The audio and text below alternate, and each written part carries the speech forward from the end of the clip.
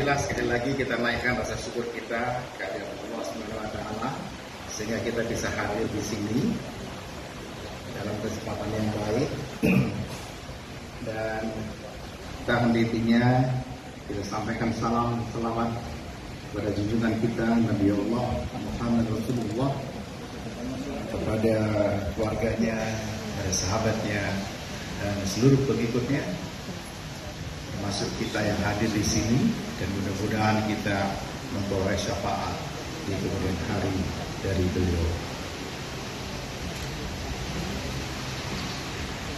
Saya senang sekali bisa hadir di Situbondo ini, dan mudah-mudahan saya tidak terlalu banyak janji.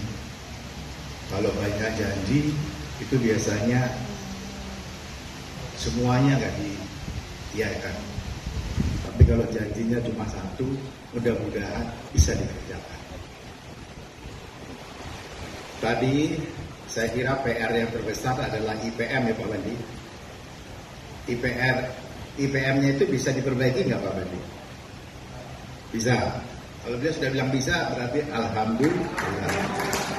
Tapi bergantung pada Pak Ami dan Pak Pungkas. Bisa diperbaiki Pak Ami dan Pak Pungkas? Bisa. Selesai saya Pak, tidak kerja. Kemudian tadi ditanyakan mengenai infrastruktur. Mengenai infrastruktur, jalan, dan kemudian nanti kawasan untuk terkait dengan kawasan ijen, kawasan destinasi. Saya tanya saja dengan Pak Rizal. Ini bisa Pak Rizal? Oh bisa. Bisa enggak? Bisanya bagaimana? Ya nanti staf dari Bapak Dah silakan untuk rajin bertemu dan meyakinkan beliau-beliau ini, karena susah sekali meyakinkan. Bukan hanya saja saya, tapi hampir semua. Pasti argumentasinya itu ada aja.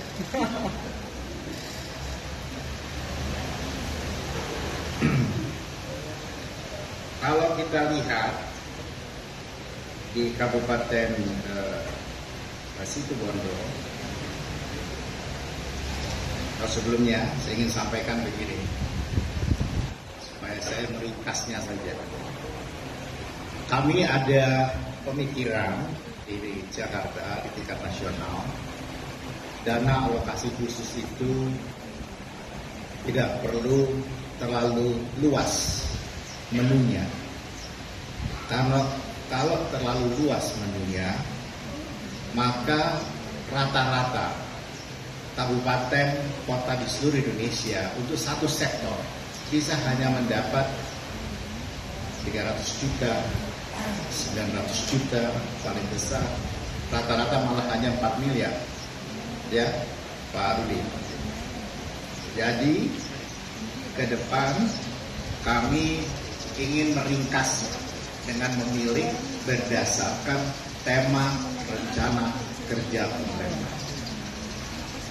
Jadi untuk mensiasati itu, saya mengajak para kepala daerah di seluruh Indonesia, termasuk Pak Bupati Situbondo dan Bondowoso, untuk konvergen, untuk ikut serta di dalam tema rencana kerja pemerintah tahunan. Jadi kalau rencana kerja pemerintah tahun 2022 itu adalah pemulihan ekonomi recovery, dan reformasi struktural. Dalam hal ini adalah termasuk pendidikan, kesehatan, dan kemudian bagaimana mengatasi bencana, kemudian mengenai ketahanan pangan. Itu kalau diikuti itu jauh lebih pas. Jadi kita bisa sinkron sehingga target-target nasional itu akan berhimpit dengan target-target daerah. Itu cara yang paling pas, paling baik untuk daerah untuk memenuhi pembangunannya, memenuhi biaya pembangunannya. Memang para bupati, para kepala daerah punya janji-janji politik pada waktu kampanye. Nah, janji-janji politik itu yang seringkali ditagih kembali oleh masyarakat. Dan janji-janji politik itu tidak mengukur seperti apa sebenarnya kapasitas fiskal daerah. Dan kapasitas fiskal daerah itu tentu terbatas dan tidak dengan semena-mena begitu saja bisa kita tawarkan untuk pengalokasian, penggeseran, refocusing dan seterusnya. Jadi harapan saya konvergensi itu penting.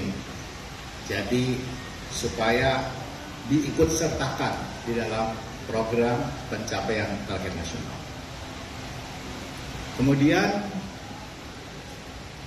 yang kedua,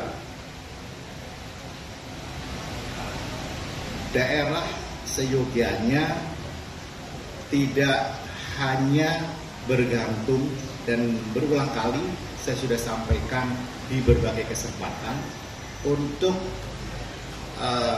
berorientasi kepada APBN.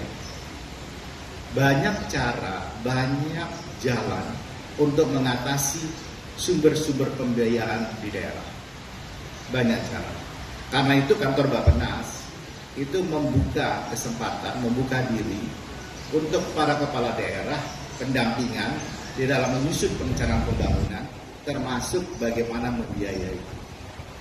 Banyak cara yang tidak memberatkan APBN, tetapi bisa mengatasi seluruh belanja-belanja pembangunan di daerah. Jadi monggo Pak Bupati, kalau mau mendapatkan pendampingan itu, kantor di Bappenas terbuka. Kemudian saya senang sekali apabila tidak terlalu lama lagi indeks pembangunan manusia di baik Bondowoso dan Situbondo kira-kira sama nggak Pak Bupati Bondowoso? Sama, rendah juga, rendah dibandingkan nasional, di bawah rata-rata nasional. Di bawah rata-rata nasional menurut saya mungkin yang paling besar itu di pendidikan dan kesehatan. Jadi memang tugasnya Pak Bandi itu. Kita sedang mengenjot kenaikan dari IPM itu, dan terkait dengan ini, pertama saya senang mendapatkan presentasi tadi bagaimana meningkatkan rumah sakit umum daerah dari klasifikasi D ke C dan C ke B yang disesuaikan dengan kebutuhan dan disesuaikan dengan jumlah penduduk, rasio jumlah penduduk di sini. Sebab memang pandemi ini membawa kita semua untuk mengevaluasi seberapa besar kemampuan kita menghadapi situasi seperti ini apabila datang lagi. Ternyata pandemi bukan hanya di Indonesia, tetapi di seluruh dunia. Mereka mengukur kembali kapasitasnya masing-masing terhadap bagaimana mengatasi seluruh penyakit yang berkembang di seluruh dunia. Ada beberapa hal yang saya kira saya juga perlu datanya nanti, yang Indonesia adalah juaranya, dan mudah-mudahan di kedua kabupaten ini tidak ada. Di kedua kabupaten ini nggak ada, Pak. Insidensi untuk TB, Pak Bandi, tinggi. Pak Pungkas, insidensinya tinggi. Tinggi ya? Rata-rata nasional tinggi. Jadi